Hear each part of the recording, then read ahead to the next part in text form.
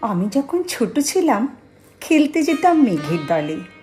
একদিন এক মেঘবালিকা প্রশ্ন করল কৌতূহলে, এই ছেলেটা নাম কি রে তোর? আমি বললাম, ফুসমন্তর। মেঘবালিকা রেগেই আগুন, মিথ্যে কথা, নাম কি এমন হয় কখনো? আমি বললাম, নিশ্চয়ই হয়, আগে আমার গল্প শোনো।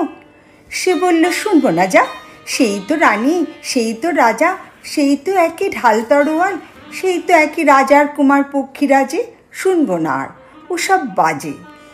আমি বললাম, তোমার জন্য নতুন করে লিখবো তবে। সে বলল, সত্যি লিখবি? বেশ, তাহলে মস্ত করে লিখতে হবে, মনে থাকবে, লিখে কিন্তু আমায় দেবে। আমি বললাম, তোমার জন্য লিখতে পারি এক পৃথিবী।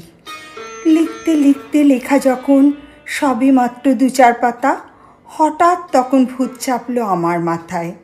খুঁজতে খুঁজতে চলে গেলাম ছোটবেলায় মেঘের মাঠে। গিয়েই দেখি চেনা মুখ তো একটিও নেই এ তল্লাটে। একজনকে মনে হলো ওরই মধ্যে অন্যরকম। এগিয়ে গিয়ে বলি তাকে, তুমি কি সেই মেঘবালিকা? তুমি কি সেই? সে বলেছে, মনে তো নেই, আমারও সব মনে তো নেই। আমি বললাম, তুমি আমায় লেখার কথা বলেছিলে। সে বলল, সঙ্গে আছে, ভাসিয়ে দাও গায়ের ছেলে।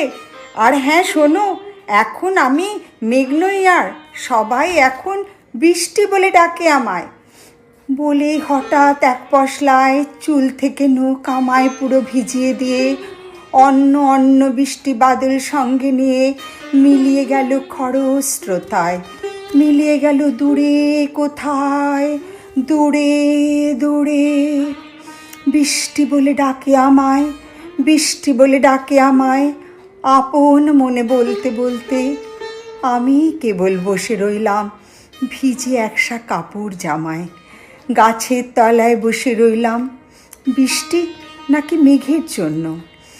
এমন সময় অন্য একটি বৃষ্টি আমায় চিনতে পেরে বলল, তাতে মন খারাপের কী হয়েছে? যাও, ফিরে যাও, লেখো আবার।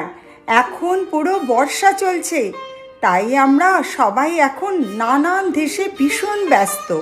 তুমিও যাও, মন দাওগে তোমার কাজে। বর্ষা থেকে ফিরে আমরা নিজেই যাব তোমার কাছে। এক পৃথিবী লিখবো আমি, এক পৃথিবী লিখবো বলে ঘর ছেড়ে সেই বেরিয়ে গেলাম। ঘর ছেড়ে সেই ঘর বাঁধলাম গহন বনে, সঙ্গী শুধু কাগজ কলম। একাই থাকবো, একাই দুটো ফুটিয়ে খাবো, 2-1 মুঠো ধুলো বালি। যখন যারা আসবে মনে তাদের লিখব, লিখেই যাব। এক পৃথিবীর 100 রকম স্বপ্ন দেখার সাধ্য থাকবে যে রূপকথার, সে রূপকথা আমার একার। ঘাড় গুজে দিন লিখতে লিখতে, ঘাড় গুজে রাত লিখতে লিখতে, মুছেছে দিন মুছেছে রাত।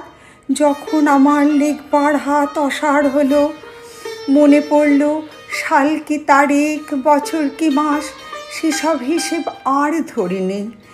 লেখার দিকে তাকিয়ে দেখি এক পৃথিবী লিখব বলে একটা খাতাও শেষ করিনি।